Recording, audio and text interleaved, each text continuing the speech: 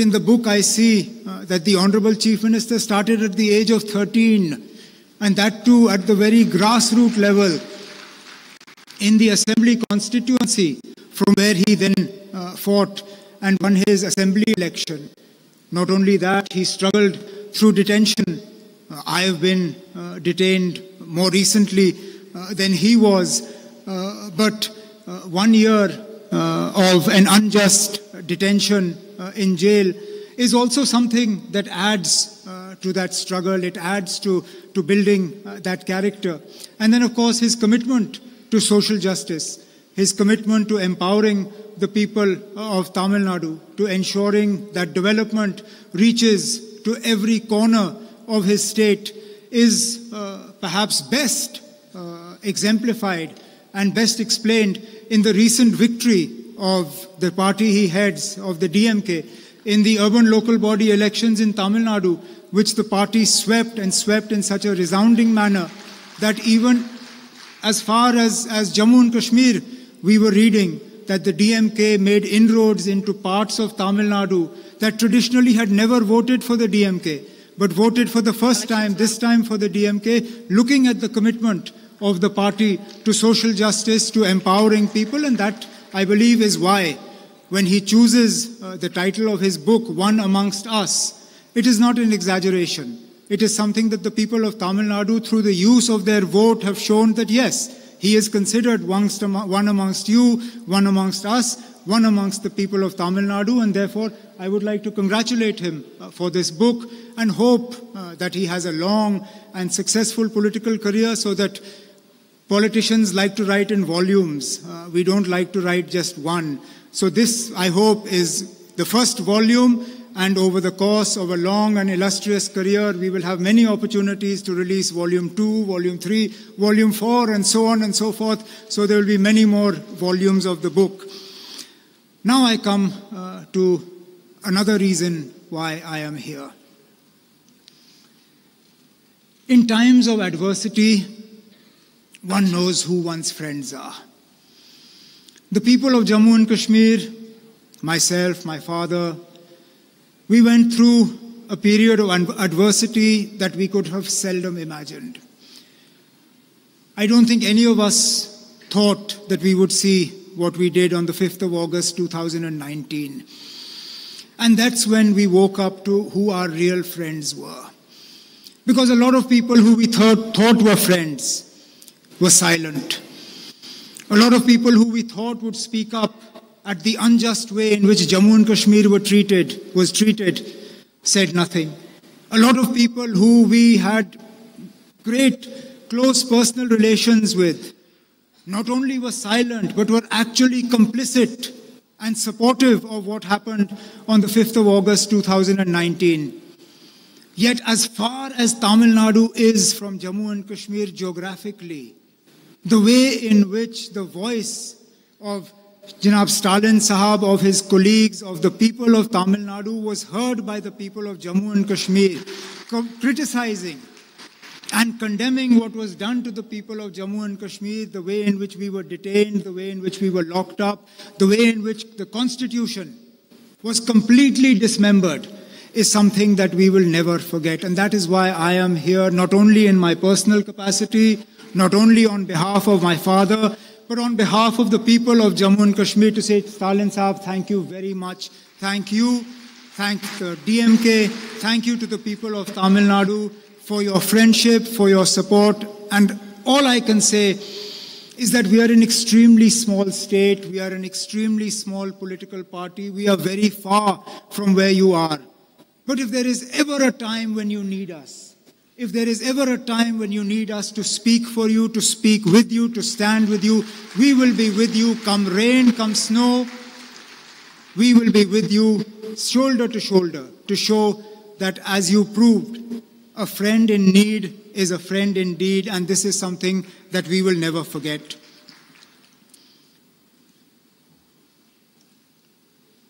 Our nation stands at a crucial juncture today. The very idea of what we stand for faces an onslaught. Today we are told that we no longer have a right to choose. That somehow the freedom to choose is not ours to enjoy.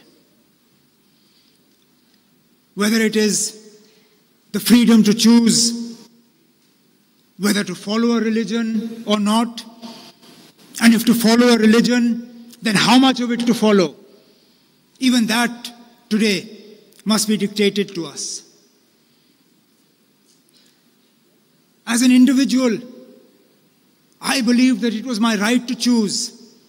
As a Hindu, I should be able to choose whether I want to wear saffron robes or not, whether I want to sport a tilak or not. As a Sikh, I believe that it is my right to choose whether to tie a turban or not. As a Muslim, I believe it is my right to choose whether to wear a cap or sport a beard, or wear a burqa or a or a scarf or a hijab. Because that as an individual is between me and my God. Yet for some reason today in this country that we call India, that choice, that freedom is to be denied to us. The freedom to choose what language I wish to speak, whether I wish to speak to my people in Kashmiri, in Urdu, in Hindi, in Tamil, in English.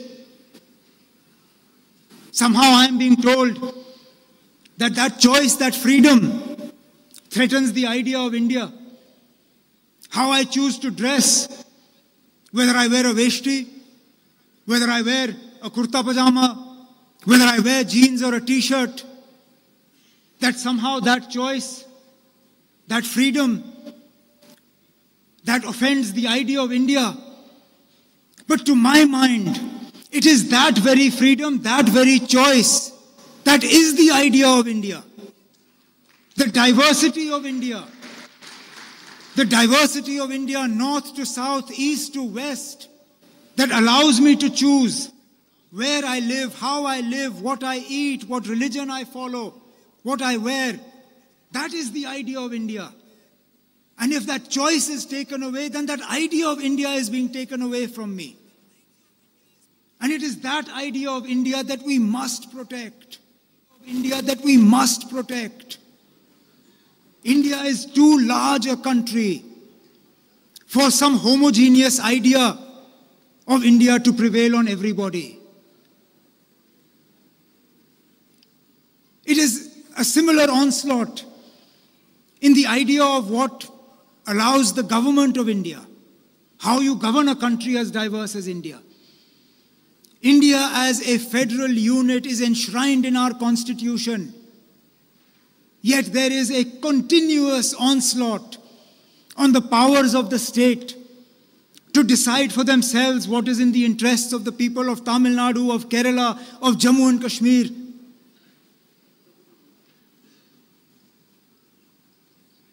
If the ideas of the government of India are to succeed, then tomorrow as Chief Minister of Tamil Nadu, Janab Stalin Sahab will not have an ability to choose who his DG or Chief Secretary will be.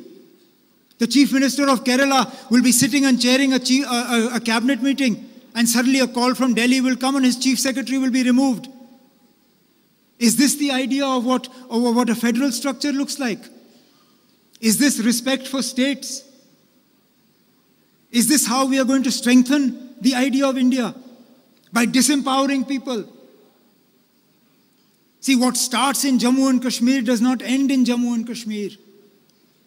The experiments of Jammu and Kashmir then get utilized in other parts of the country. So I'm here not just as a victim of what has been done, but as a warning of what can be done. My state was divided into two parts and reduced to a union territory without the consent of the people of Jammu and Kashmir. They were not asked whether this is something they wanted. This is the first time in the history of India that a state was downgraded to a union territory. And without so much as the permission of the people of Jammu and Kashmir, it was rendered into two different parts. Not only did the governor take on the powers of the assembly, but then in turn gave himself the powers of the Constituent Assembly to make changes to Jammu and Kashmir. What stops them tomorrow from doing the same to Tamil Nadu or to Kerala? What stops them tomorrow from declaring governor's rule and the chief minister taking on the powers of the governor taking on the powers of the assembly, and then unilaterally deciding that Tamil Nadu will be split into 3 parts, and what will you do?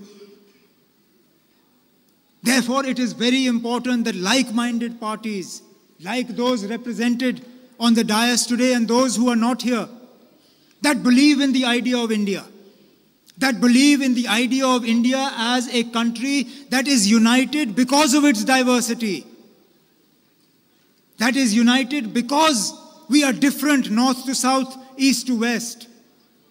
Because what unites us is the idea of the ideals that are enshrined in the country that is Bharat, that is India. And that is what I hope that together we all can protect. And that is the message that I bring with me from the people of Jammu and Kashmir, that what started in Jammu and Kashmir may not end in Jammu and Kashmir. And therefore it is important that we continue our struggle. It is a right struggle. It is a just struggle. It is an imbalanced struggle. Because the fight we wage is not against a political party. It is against an entire machinery. Tejasvi made mention of it in his speech, when he talked about how institutions have been completely eroded and institutional autonomy has been done away with.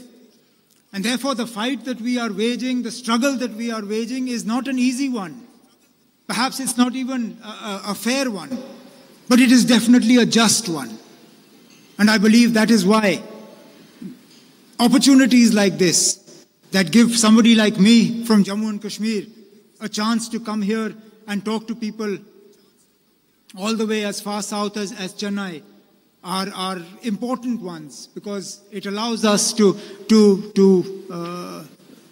reinforce what we believe and what we must continue to do. And therefore, I would like to conclude by once again committing ourselves to the friendship, to the relationship. It's a generational old relationship. This relationship that I am here is not a new one. It's not my father, it started from my grandfather.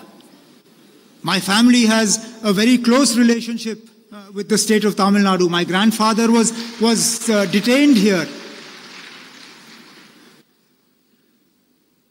And therefore, all I can say is that I hope that the idea of India that we hold dear to our hearts is the India that we will give to our children and grandchildren in the inheritance that we pass on to them. And I'm sure, as long as we have leaders like Shri Stalin and his colleagues here, Tamil Nadu will be a bastion of strong support and strong message of the idea of India in its diversity and in everything that makes it special.